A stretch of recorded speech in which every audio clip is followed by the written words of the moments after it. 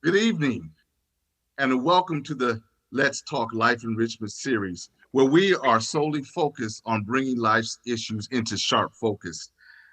My name is Pastor Lauren R. Hodnett, and I'm so happy that you are here with us this evening. The Life Enrichment series is a ministry initiative sponsored by the Ebenezer Seventh-day Adventist Church. Not only am I happy that you're with us, but I have with me my co-host, Elder Richard Watkins. Elder Watkins, how are you this afternoon? Doing just fine, doing just fine. How are you? I'm doing well. I'm doing well. And I don't know about you, but I am excited about what is going to take place this afternoon. Yes, I am doubly excited as well. I never thought that I could find so much benefit from the word betrayal as what was shown a little bit earlier. So, Exactly. Dr. Lister did a fantastic job of putting a different spin, some very positive notes in that regard. So I'm excited to hear what he has for us today. Just as a brief introduction for those of you who are tuning in, this is our Family Life Enrichment Weekend, and we are very happy to have with us Dr. ZEPHON Lister. He's come to us out of Loma Linda University there in Loma Linda, California. He has been in a number of capacities. He served as associate pastor. He has led at the University of California, San Diego. And right now, he is the director of the PhD program in systems, families, and couples in the School of Behavioral Health there at Loma Linda University.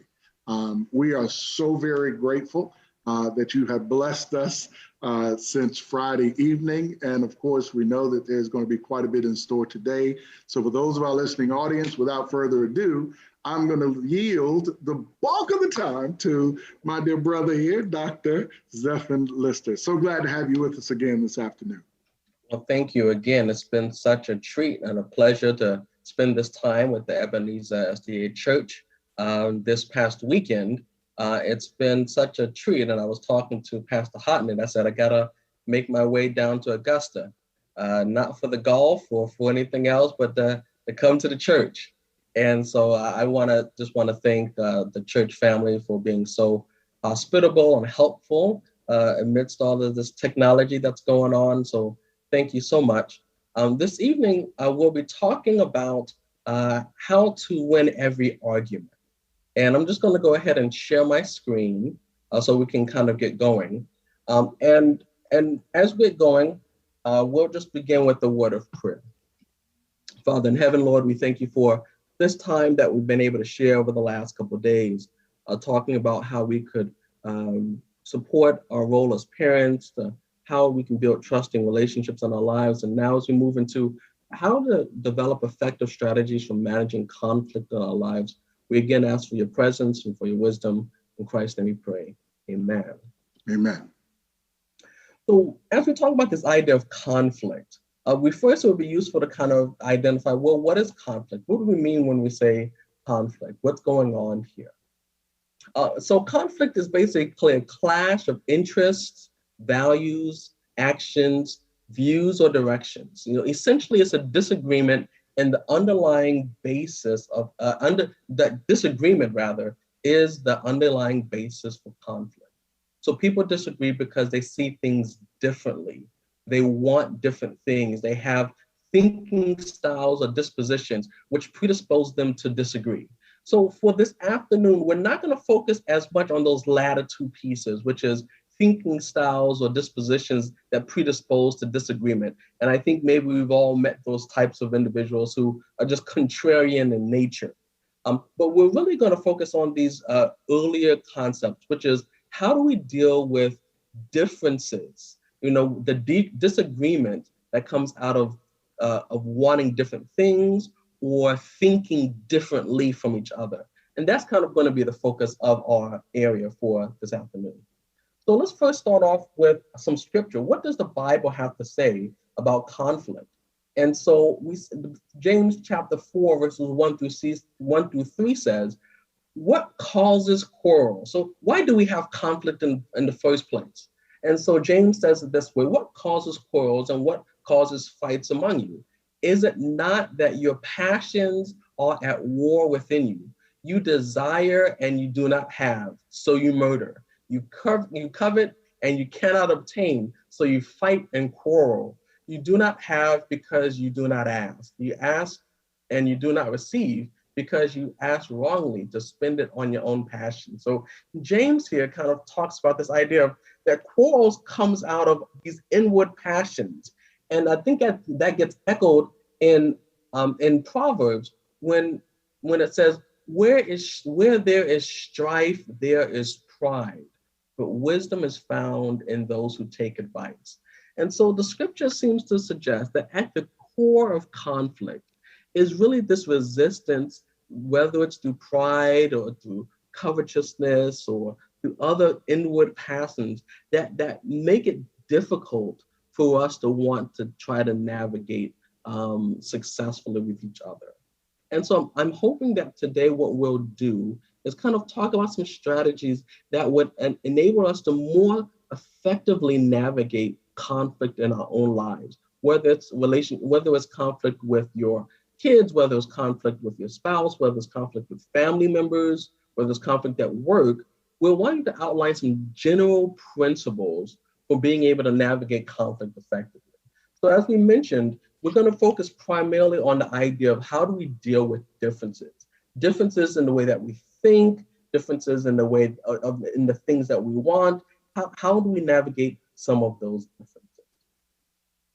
So when we think about differences kind of fall into three categories. Those personality and dispositional differences, differences in perspective, and then differences in terms of preferences. And we're going to be spending more time on these latter two P's, the differences in perspectives and preferences. So what do we mean by differences in perspective? And so let's first define what a perspective is. And so the thing about perspective, so perspective is one's point of view influenced by personality, values, and experiences. Oh, sorry, apologies. I don't think I've been advancing my slides.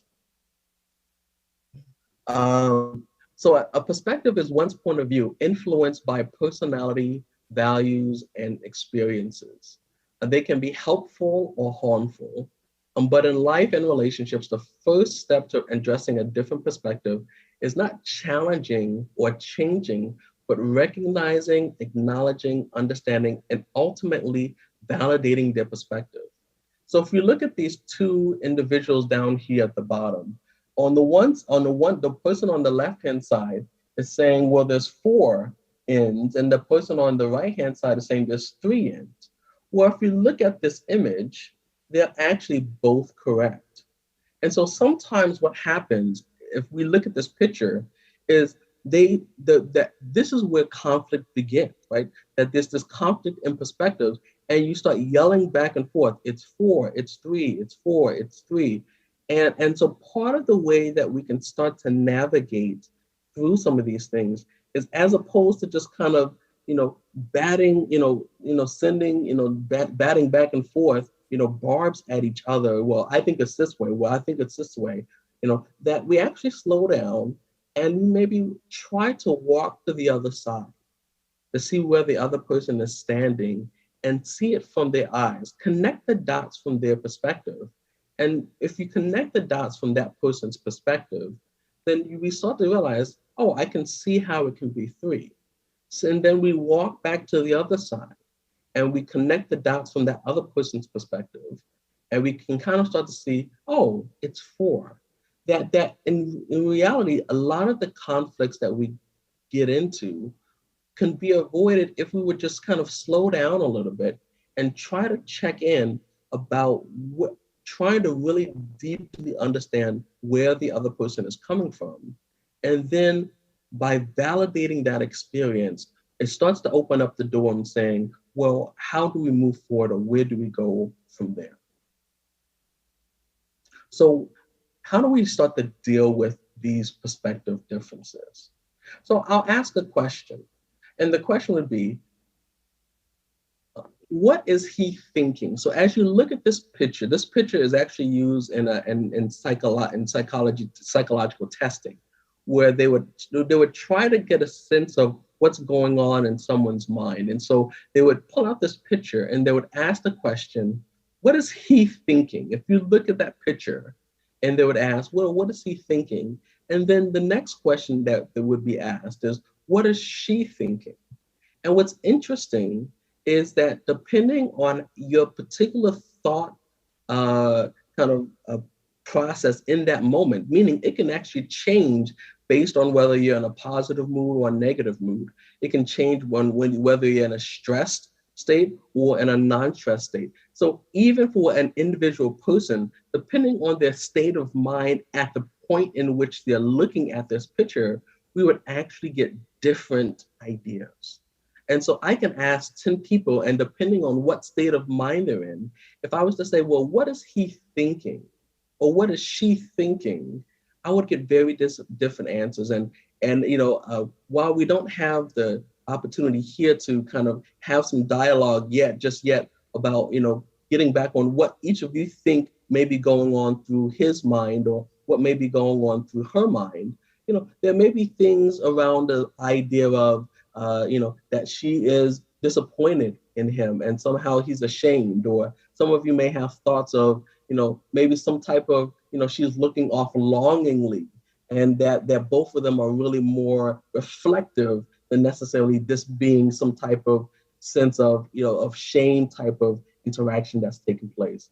And there may be other ideas. And so I imagine that some of you looking at this picture may have had some of those thoughts or other thoughts.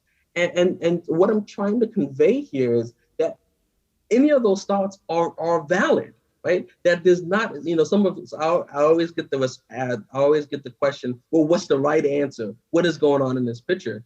And that's the whole point, that there isn't a right answer for this picture. Right? That is really a reflection of, well, what's going on inside of you.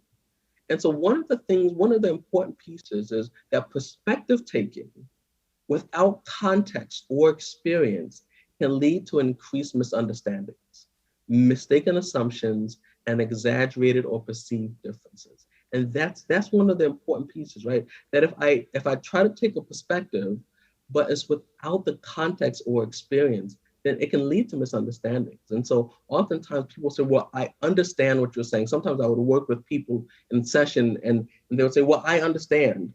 And my next question is, okay, well, if you think you understand what's being said, by your kid or by your spouse or whoever it might be, then I would say, well, repeat back, share with us what you think you heard and understood, and actually check in with that person to see whether or not what you're explaining back is what they were trying to communicate, right? So that's that idea of as we're looking at perspective taking, that we want to make sure that we have enough context so that we can effectively evaluate what exactly are we actually talking about. And so there's two different ideas of perspective that we'll look at.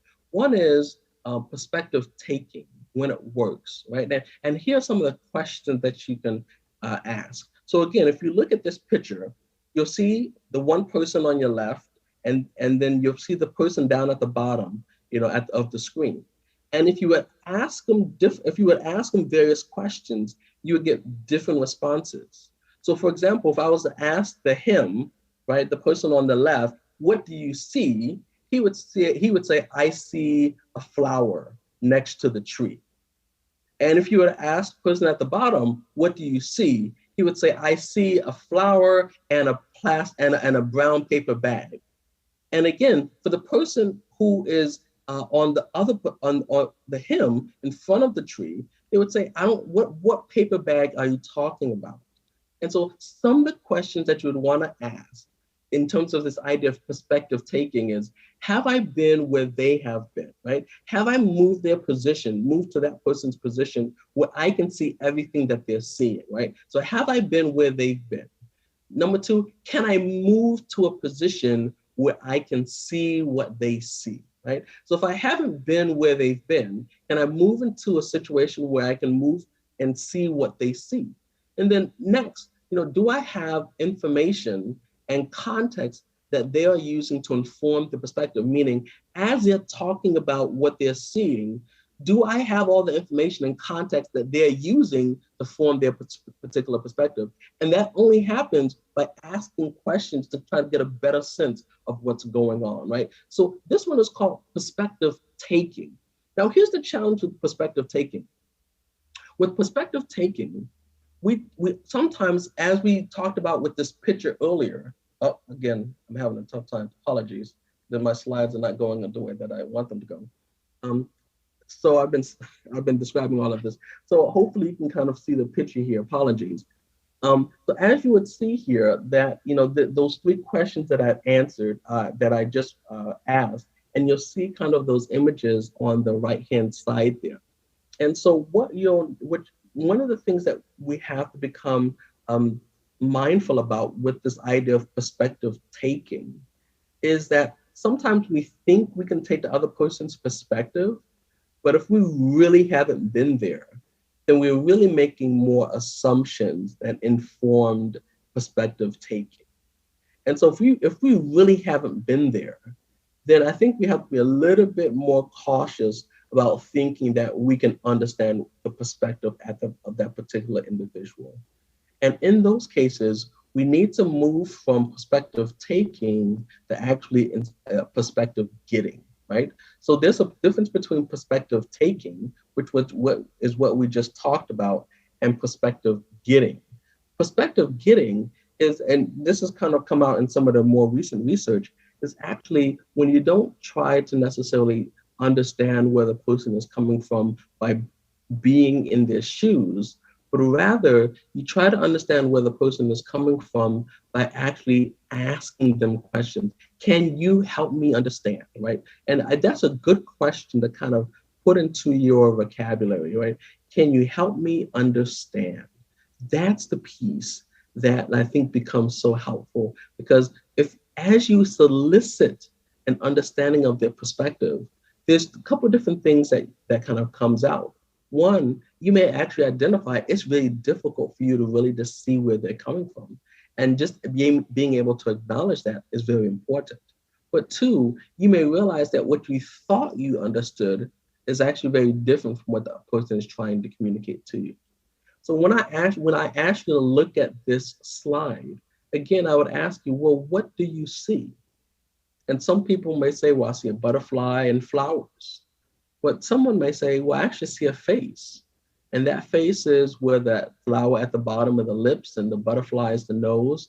And then the two leaves at the top are kind of like the eyes and the ridge of the brow. And so again, this question of, well, what do you see? I'm asking a question, not, well, here's what I think you see, or here's what I think you're seeing. And instead taking a step back and saying, well, help me understand what do you think you're seeing, right? So this idea of perspective taking, right? And so this is this idea of, not only perspective taking, but also perspective getting.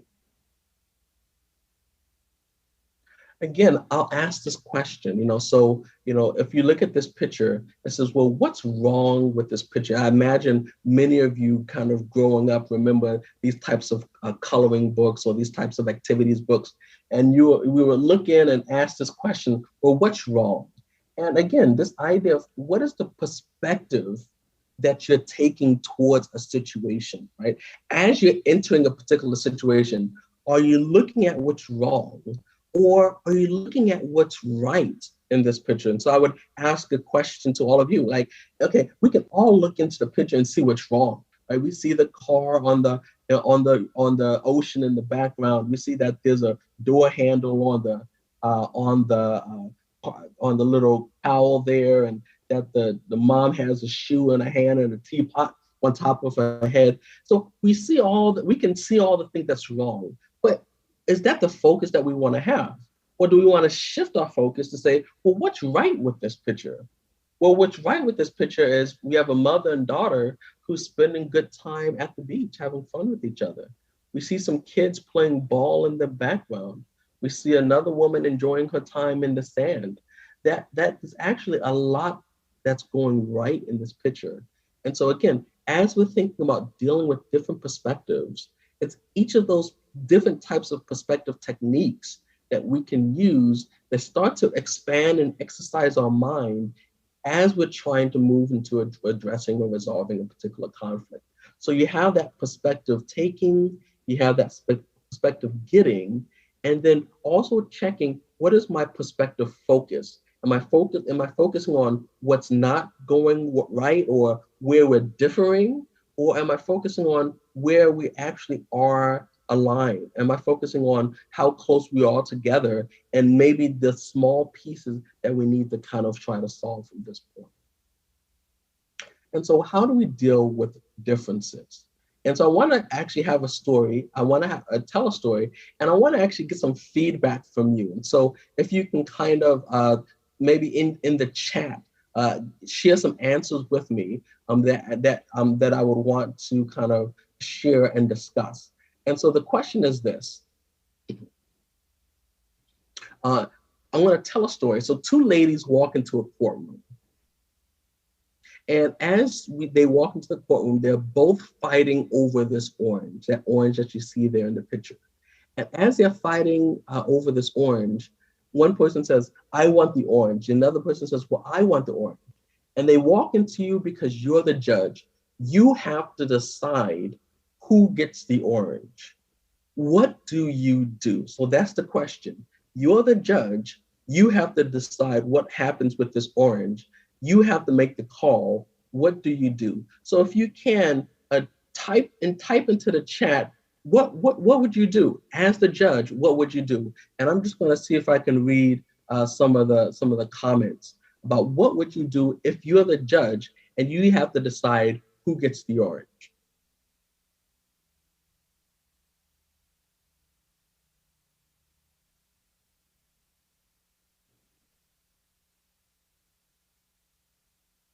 Okay, we're just waiting here to see if there's any responses.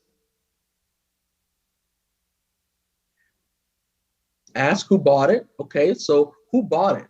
And the answer is no one bought it. They both saw it at the same time, right? So they were out there, it was on a tree, and they both saw it at the same time. And so they both rushed at it, and they got there at the same time, and they both grabbed it, and they haven't let go of it since, and they dragged it all the way to the courtroom. Cut it in half, right? So one option is to cut it in half, and each person will get half of that orange. I would say, who's happy in that situation? If you cut the orange in half, who's happy? Is everyone happy, or is no one happy? Are they willing to share? So that's a good question. No, they are not willing to share. They want that orange. They are not willing to share. They have no desire of sharing the orange. Okay, so good responses. And so that one of the flip a coin. That's another good one, right? So flip a coin, and heads or tails, somebody will get the orange, right? And so what you're describing, excellent answers, everyone.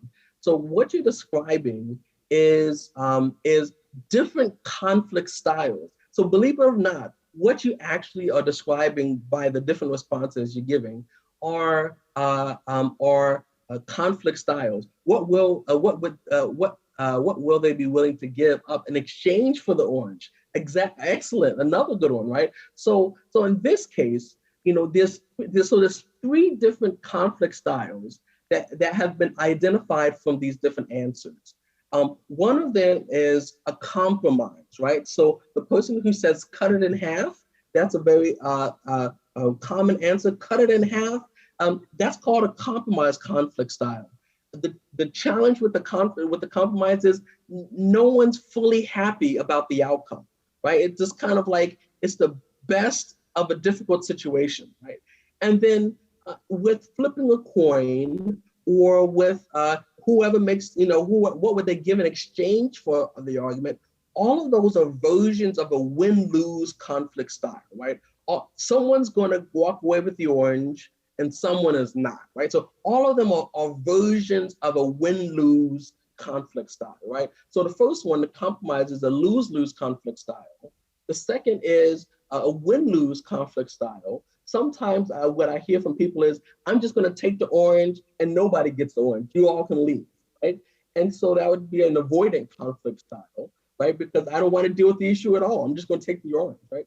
And so those three basic styles of conflict that we kind of manage it, right? Either we want to cut the orange in half, we want to see who somehow someone's going to get the orange from some mechanism and someone's not, or I'm just going to take the orange and no one gets the orange. Here's my next question. If you could ask one question, to help you make your decision, what question would that be? So again, if we go back to the chat, if you could type in one question that would help you make your decision, type in what question would that be?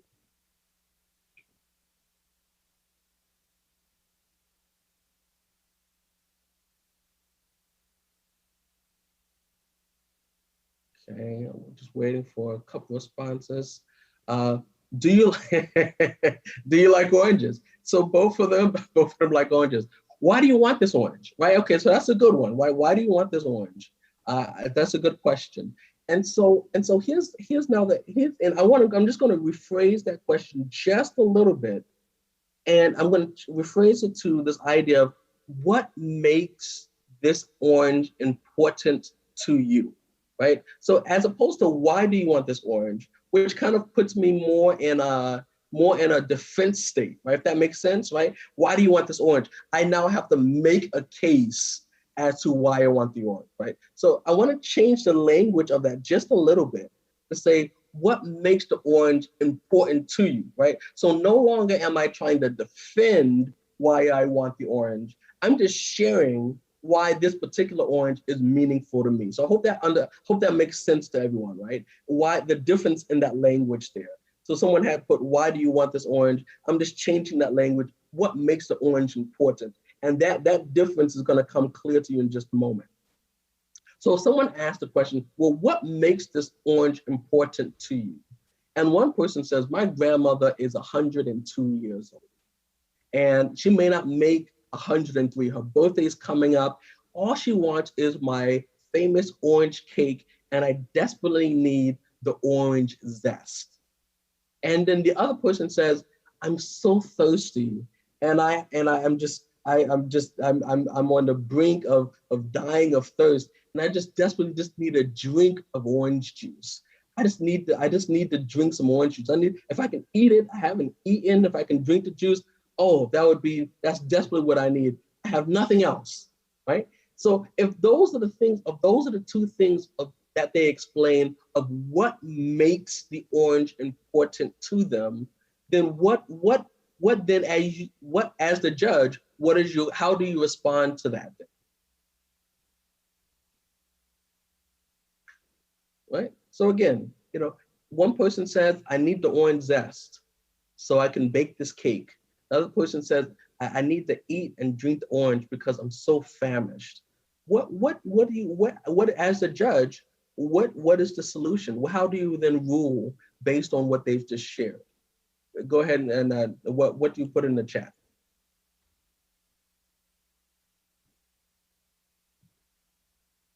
Okay. I keep it fair. Oh, let me see here. The most pressing need gets the orange. I keep it fair. One cuts the orange and half the other person chooses the piece. Okay, that's another version of compromise. They both get what they want. There it is right there. One can have the juice, the other can have the zest. There it is. And that's exactly it. By asking that extra question, both individuals are actually able to walk away and be 100% happy. This is the win-win situation. This is the scenario that oftentimes we miss as we get into conflict, because we end up fighting. Look over here. You want to separate the people from the problem, and then you want to separate or discuss the problem in terms of interest and position. And this is so crucial when we think about navigating conflict. Because oftentimes in conflict, what we end up arguing over is we're arguing over a particular position, which is, I want this orange, right? That's the position. But then the next thing we need to ask is, well, what makes the orange important to you? Each one takes what they need from the, that's exactly right. That way they are sharing the orange.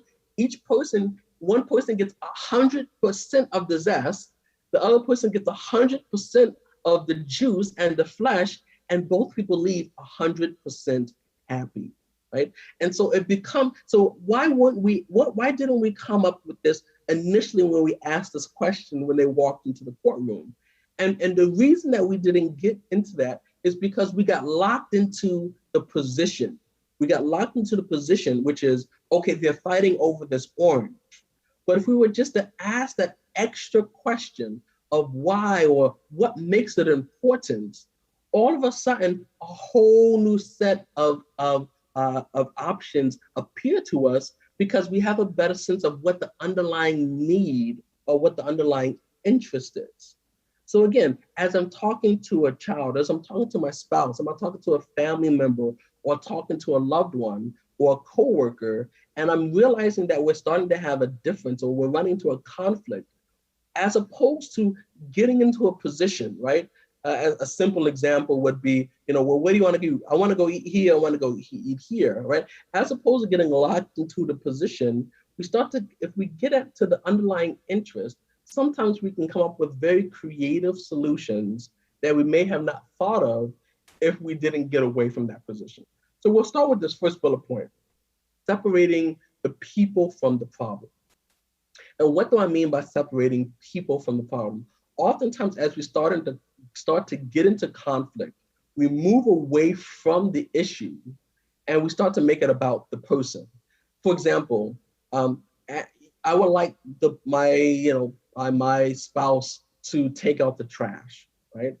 And instead of saying, would you take out the trash, which is actually the issue that we want to address, and we can talk about what we need to do to get the trash out, we make it about the person. You are so lazy. You never do this. You always are this. You're just like this. And so we make it characterological. We make it about who they are, and we move away from the person. Well, if I make it about who I am, then my natural response is going to be to try to defend myself.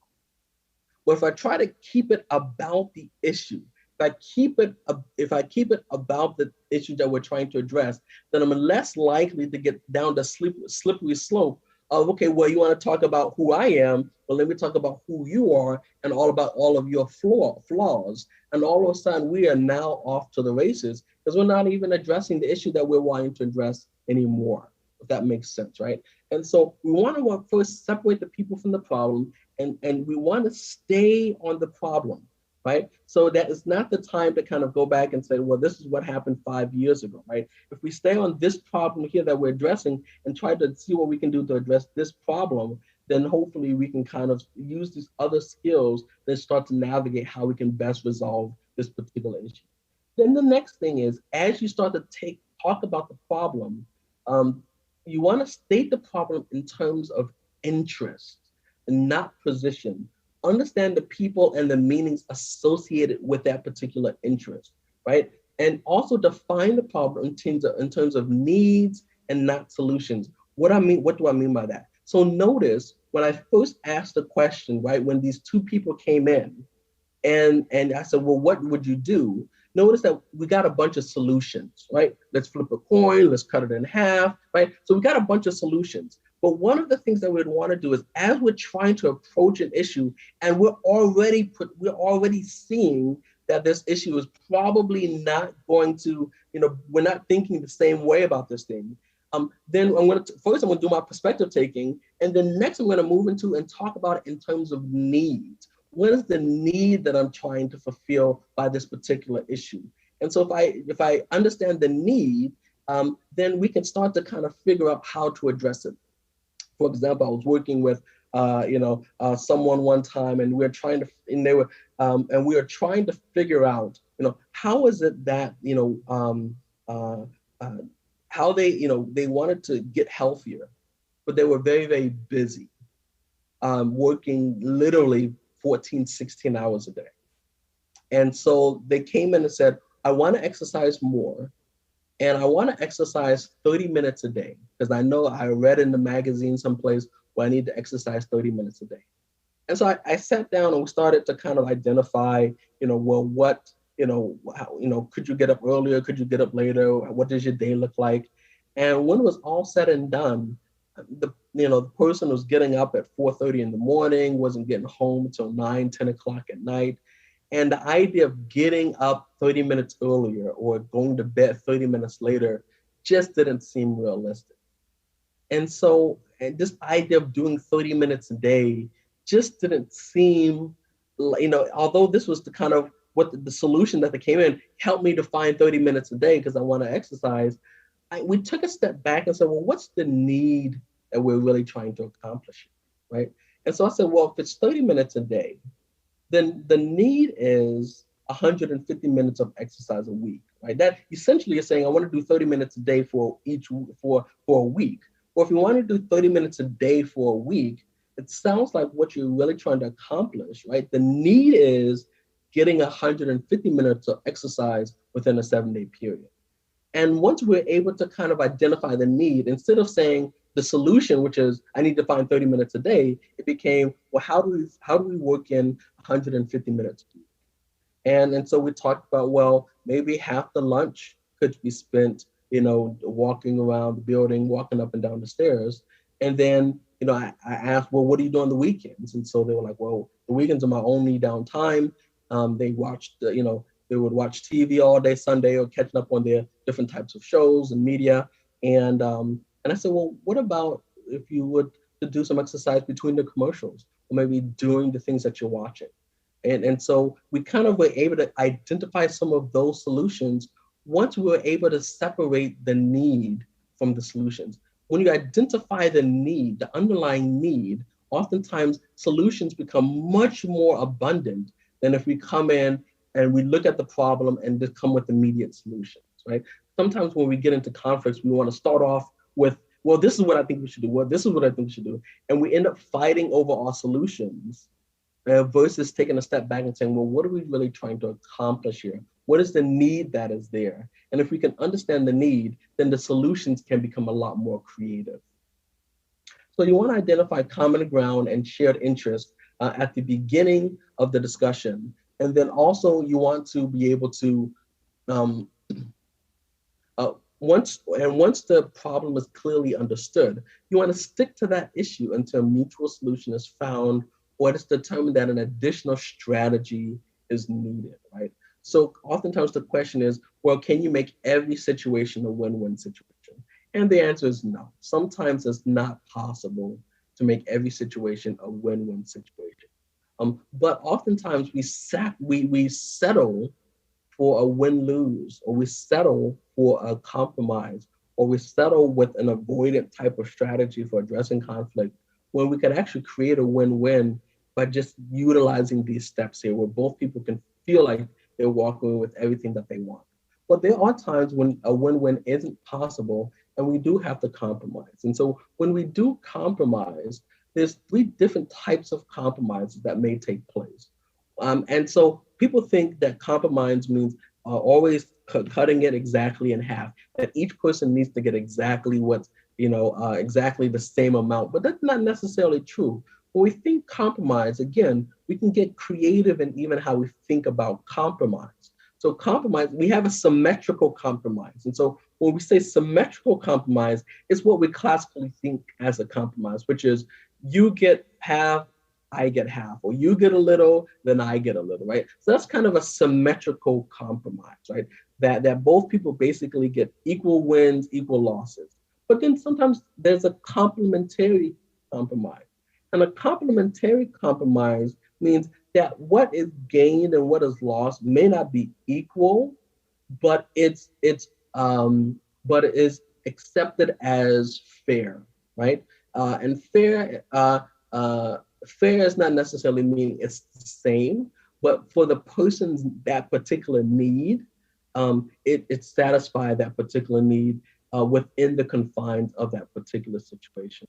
So, for example, an example of a symmetrical compromise is, say that we're needing to pay for, there was two neighbors are getting to a conflict, and sorry, apologies. Oh, so yes, that's true. Two neighbors get into a conflict because they have a shared fence, and that fence gets washed out during the storm, right? And so you can come and argue about, well, who should pay for the fence? Well, symmetrical compromise is, you know what, you give me half of the fence, I give you half of the fence, and then we'll call it a wash, right? A complementary compromise might be something along the lines of, well, I don't have necessarily money to cover for the fence, but I can build fences. So if you pay for the materials, I'll put in the labor for building the fence, right? So in this case, I'm not putting up any money, but I am putting up skill, while the other person is actually putting up money. So on paper, it looks like, well, one person is giving X amount of money towards materials, and the other person is not giving any money, but they are giving time and they're giving expertise. And so that would be an example of a complementary compromise, where it's not split down the middle, but it's done in a way where both people can feel satisfied with the particular outcome. And then there's the sequential compromise. And so with the sequential compromise, what happens in those scenarios is kind of like, okay, we'll do it this way this time, and then we'll do it that way next time, right? So the compromise doesn't have to happen for this particular scenario, but this time I'm going to get my way, and then next time you'll get your way. And so that would be an example of a sequential compromise. And so even as we're thinking about compromising and trying to address a conflict, compromise is not always getting half, or getting, everyone has to do the same thing in this particular scenario. And sometimes, again, you can also get creative in even how you structure your compromises. Sometimes when you're dealing in an ability to address or reduce or avoid a potential conflict, this is a great technique that William Ury developed in his book, The Power of a Positive No. It's a great book if you can get a chance to read it. And basically, he talks about the yes, no, yes technique, the yes, no, yes technique. And in the yes, no, yes technique, he basically says, sometimes as you're trying to address, or when you're coming to a situation where you're trying to save the relationship, but at the same time, it's kind of like, I don't want to overcommit myself. I don't want to burn myself out. I need to say no. But I know that I don't want to have to deal with the guilt, or I don't want to have to deal with, the fallout of the social capital that's being lost of me saying no. That one way of kind of addressing it is this particular strategy here, which is, yes, I'm going to say no. And that's more of that internal dialogue, right? That you actually give yourself permission to say no. But sometimes a lot of us feel a lot of pressure to say yes.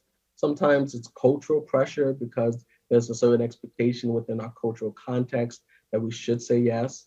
Sometimes it's because of certain obligatory kind of feelings that we have because of the context they're in. It may be family, or maybe work, or some other, maybe even be church, where you feel pressure to say, oh, I have to say yes, right? And so there may be these different reasons, or you may feel guilted into saying yes, right? People, we have these people in our lives who really know how to pour it on thick, right? And so, so there's also that piece where, we have that guilt that's there, that takes place. And so part of it is, just first giving yourself permission to say, it's okay to say no. I'm not a bad person if I say no. Me saying no is actually, the best, because I'm always spread too thin. And so you first is saying, well, I'm going to say no. I'm going to say no. I'm giving myself permission to say that. And then you say no, right? I'm unable to do X, whatever that X is. I'm unable to do X. But then you do that next yes. And that last yes is a piece that really helps to convert a potential negative situation into a positive situation. And that yes is, no, I'm not going to be able to do what you're asking me to do, but yes, here is what I'm willing to do or here's what I'm able to do. Right. And so, what that might look like in a family situation, for example, is if I'm working with the kids and the kids say, hey, can I go out to the beach with my friend, on Sunday? They're having an event or something. And there's things that you have to do. Then you may say, in your mind, you're saying, oh, we got things to do. It's not going to happen this Sunday. So you may say, no, we're not going to be able to go this Sunday. However, what we can do is we can plan a beach day in a couple weeks and then invite some friends out. Or it might be where we may not be able to, go out at the beginning, but we may be able to catch the second half, right? So that yes, no, yes is a way of kind of navigating that.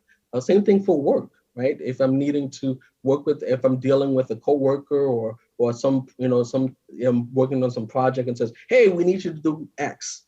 And it's kind of like, well, you don't want to say no because there may be a power issue or because, some part of the team that you're trying to that you're a part of, but it's just kind of like, it's not fitting into what your bandwidth is at that moment. You say, I can't do this, but here's what I can do. I can do this. I can't do it at this deadline, but I can do it at this deadline. So you have that yes, no, yes that you can kind of use to kind of navigate some of these situations that potentially could turn into a conflict or that you feel like may end up leading to, damaging the relationship at some point. So that's it. I wanted to leave some time for questions. So I did move a little quick through the presentation, but hopefully it was slow enough that people would got some of these ideas.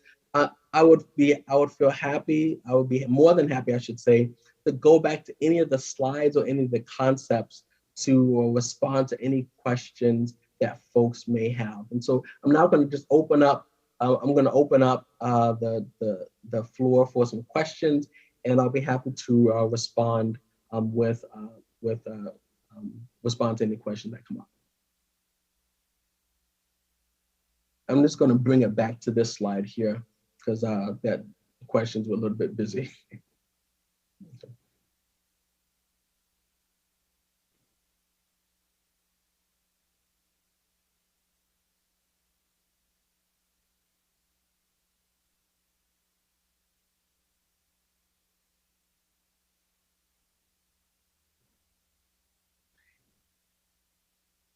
And if there aren't any questions forthcoming, or then I think people think they get the issue of, oh, can we go back to the beginning slide with the orange? Yes, we sure can.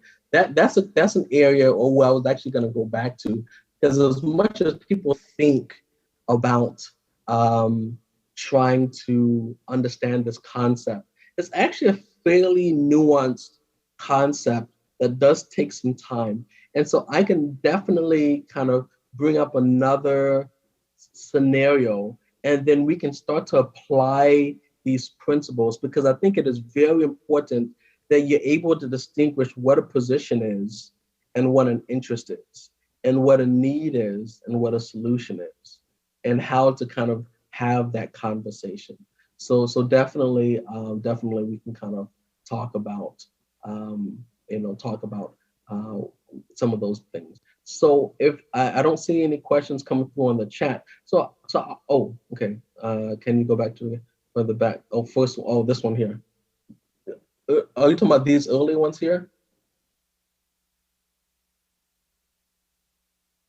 So yeah, so here that was just talking about in this particular one, it was talking about the 3 Ps. When we're dealing with differences, what we're wanting to look at is 3 basic differences that we experience in our relationships.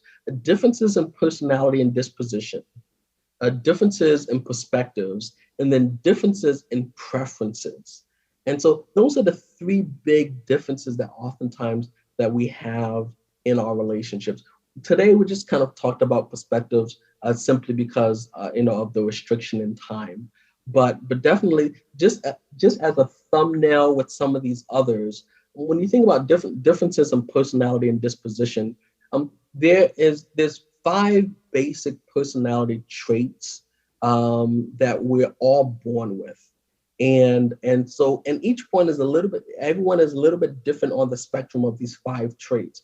But depending on where you are on those spectrums, we have a significant influence rather on how you think and how you interact with the world. One example would be in the area of conscientiousness, just as an illustration. So someone who's very, very conscientious tends to kind of be also really, really high on following the rules, where someone who's low on the conscientiousness, maybe less, high on the rules. And so in those cases, if you have both of those people in a relationship, it can create conflict because one person is like really a stickler for, we need to do it this particular way. Another one's like, rules are just principles. So that would be an illustration of personality versus disposition. Yes. Melissa, we have a question that says, can you spell out how the 3 kinds of compromise might play out in a marriage if there were a conflict over the children? Over children, good question.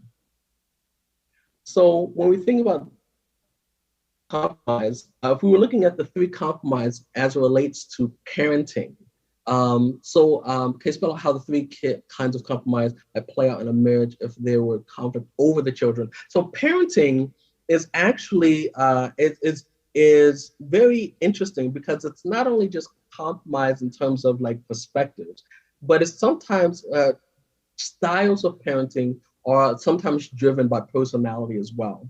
But we'll just talk about perspectives in this case, right? And so one of the first things we have to do is, before we even get to compromise, we actually have to come back here. When we think about parenting, one of the things, and we kind of touched on this a little bit on Friday, which is this idea of oftentimes we're just kind of replicating the styles of parenting that we were raised with. And so when we now are parenting our kids, we tend to kind of default back to either the way that we were parented, or we may have we may have picked up some ideas of how to parent, later on in our lives. And so now when we get together, and we're saying, well, we need to discipline the kids this way, or we need to, create certain types of structures for the kids this way. And so what happens is we tend to kind of first come at each other of saying, well, I think we need to do it this way, or I think we need to do it this way.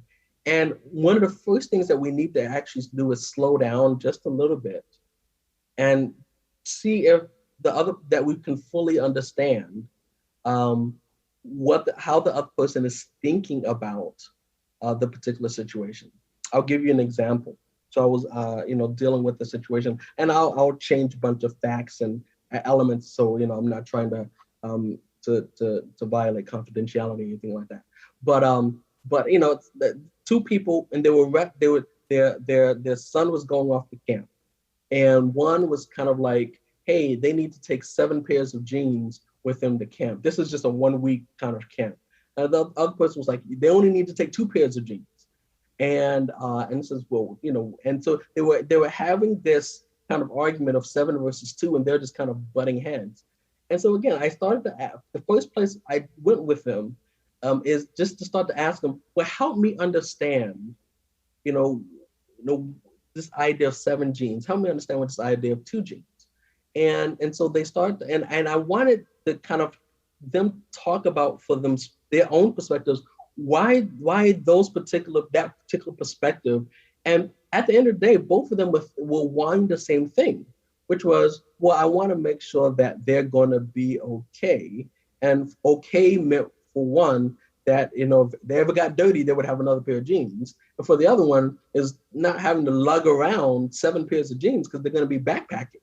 So, and so once those ideas kind of came out, and it wasn't somehow this idea of you're being impractical or you're not thinking, or, because we tend to make those assumptions on people, that they were able to kind of slow down and say, okay, well, both of us are looking at the best way to navigate this. And once that was kind of placed out there, then the type of compromise they made in this particular scenario was a kind of a symmetrical compromise, which was they kind of split it down the middle, right? They said, okay, it's not 7 genes, it's not 2 genes, it's going to be 3 genes, right? So they kind of cut it down the middle, we'll do 3 genes. Right? And so for them, that was kind of a symmetrical compromise. Another way that may play out in parenting, and I think a lot of it with parenting is really more seeing if I can actually get to a win-win first, right? I want to first understand kind of the positions and the interests and the needs of what's going on as part of my discussion. So for example, another conflict may be schooling, right? And so one person says, I want them to go to an Adventist school. Another person says, I don't want to spend that money to send our kid to an Adventist school. They can go to public school for free and they'll get the Adventist, they'll get the church stuff at home. And then when we go to church, we don't need to spend all this money and sacrifice for them to go to Adventist school. So that becomes another piece that becomes an issue, right? So now here's the question now, right? So let's slow down, and the position is they should go to church school or they should go to Adventist schools. They shouldn't go to Adventist schools, right? That's position, right?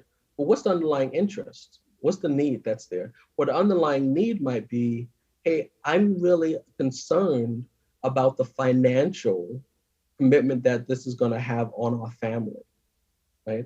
And so that's my concern is, hey, if we're paying X amount of dollars to have them go to school, I'm worried about, are we going to have enough money for savings, and how are we going to have enough money for X and Y and Z and everything else?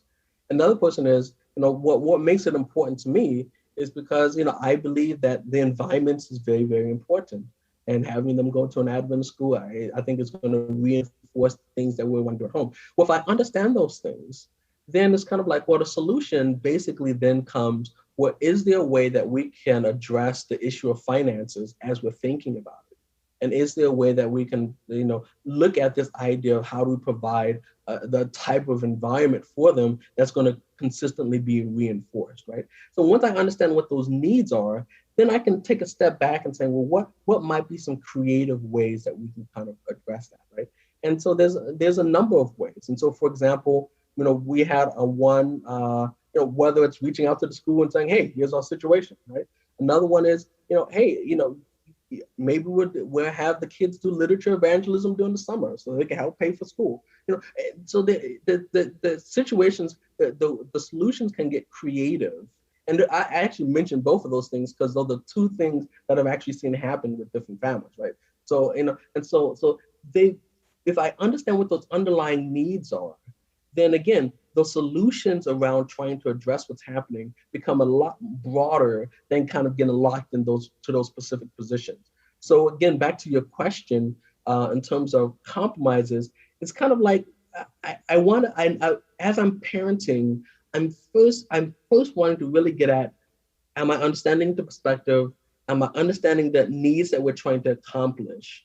And then after those things, are understood, then we can kind of move into what's the best solution. And potentially one of those solutions may look like a compromise. And so in terms of within a relationship, a complementary compromise might be, that the person who does some of the domestic work around the house, that the domestic work around the house may be uneven, right? That I may do the vast majority of the domestic work around the house, but I do Y, right? And so that Y may be something else that for the other person is worth it. Like if you did this one thing, I don't mind doing all this other stuff, right?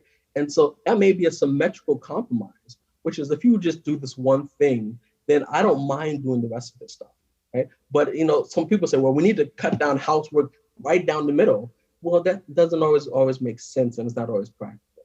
So again, we can have those discussions about what that compromise would look like. Okay, so that was a very long answer, but I try to cover all the angles. It's because I can't read any face expressions, so I'm trying to catch as many angles as possible.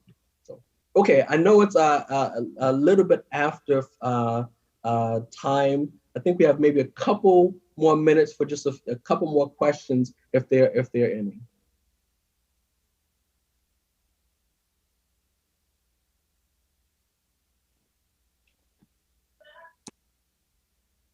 Okay.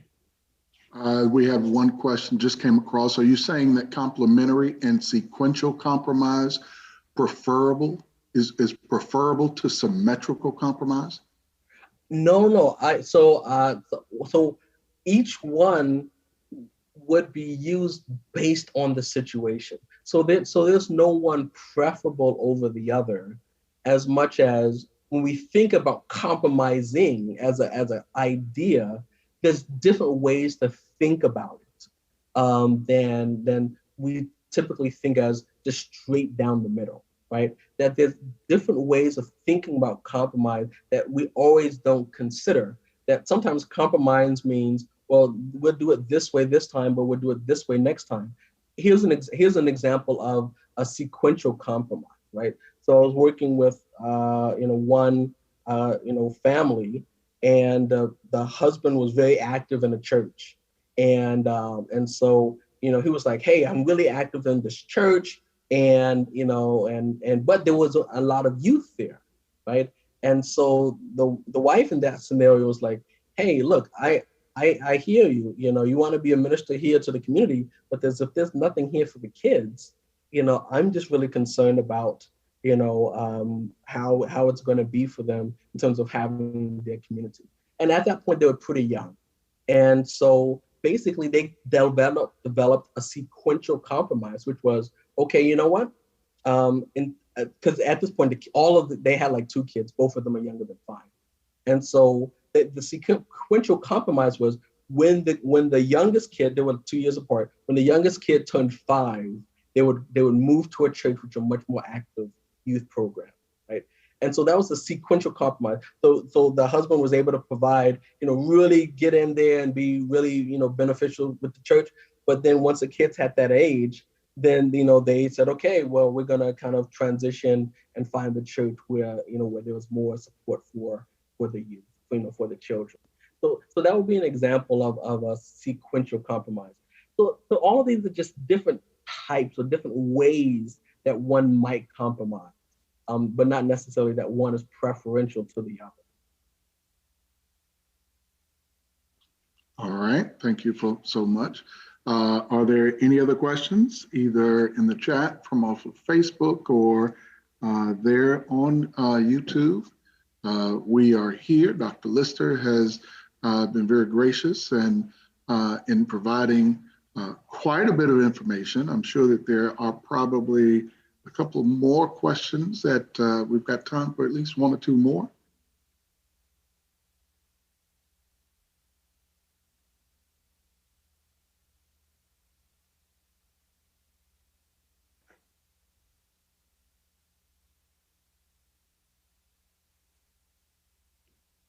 All right. Doc, I'm not seeing anything. Okay. Well, then I think this is a good place to kind of wrap up. I do want to thank everyone for coming out, and thank you for your time. Definitely feel free to reach out if you have any questions, or if you wanted some more information about any information that we talked about.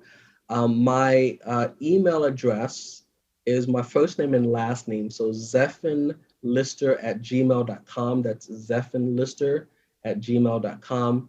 So ZEPHONLISTER@gmail.com. Feel free to give me an email. I'll be happy to respond to any questions or content or information that I can provide that might be helpful. Again, I want to thank Pastor Hotnett and the Ebenezer Church for the opportunity to come out and share, and I've been privileged to be able to kind of be with you this upcoming weekend, and I pray that the information shared would be something that would strengthen the families, not only in the church but also in Augusta, Georgia as a whole.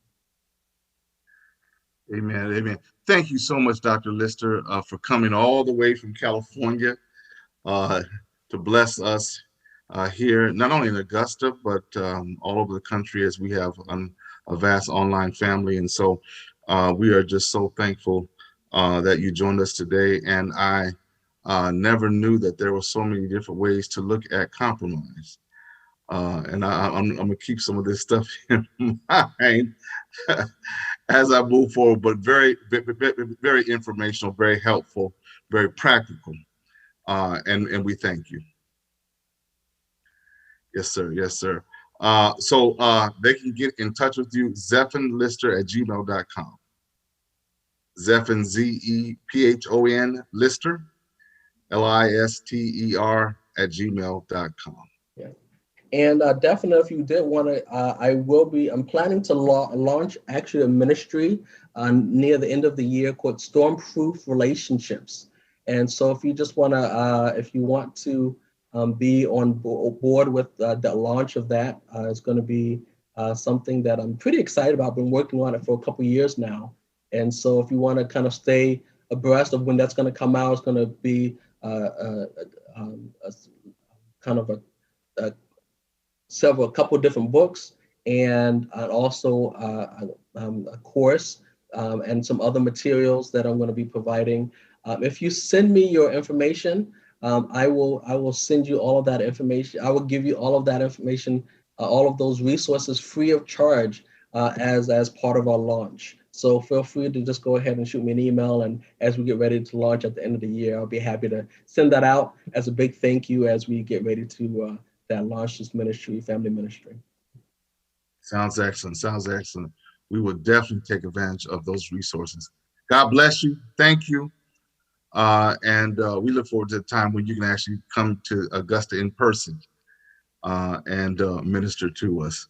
Elder Watkins, next month, we're looking forward to our next installment of our Life Enrichment series. We have Ron and Karen Lynch coming to us from the Wildwood Institute, and they'll be talking about healthy living in the age of COVID. Healthy living in the age of COVID. So we want you to keep that in mind. September 25th. September 25th is our next installment of our Let's Talk Life Enrichment series. And we're here just to untangle and make clear the issues that we face in life. Should you choose or should you have a desire or need to get in touch with us, we invite you to reach out to us. You can call us at 706-738-1119, 706-738-1119, or you can reach us at our email, info202@gmail.com. If you have any prayer requests, any questions, any needs that we can assist you with, we will be happy to do so. Also, I just want to put a plug in and to just share with you that we are on YouTube at Ebenezer Productions and Facebook Live at EBNZRSDAAUG. And we're there every Saturday morning at 11 a.m. And this coming Saturday morning, or I should say next Saturday morning, September 4th, we begin a sermon series, All In, how to maximize God's blessings in your life. And so if you have need of blessings in your life, you want to maximize those blessings, we invite you to tune in at Ebenezer Productions on YouTube and on Facebook Live, EBNZRSDAAUG. And I want to go back to our email address. In actuality, it is Ebenezer info202@gmail.com. Ebenezer info202@gmail.com. Once again, we are so thankful and appreciative to Dr. Lister, and we're appreciative and thankful for you as well for tuning in this afternoon. So that is the conclusion of this installment of our Life Enrichment series. Let's talk, a Life Enrichment series, and let's just close with a word of prayer. I would be remiss if I didn't thank my co-host, Elder Richard Watkins. Thank you so much. Let's bow our heads for prayer. Dear Heavenly Father, we just thank you for what we have learned today. We thank you for the ministry of Dr. Lister. And Father, we just ask that we will remember the principles that were presented today, and that we will be able to put these principles into action in our everyday lives. But bless each and every viewer this afternoon, Father, and may we be more effective in resolving the conflicts in our lives. We thank you and we love you in Jesus' name. We'll see you on Saturday, September 4th at 11 a.m. and also for our next installment of Let's Talk Life Enrichment Series, September 25th at 5 p.m. Eastern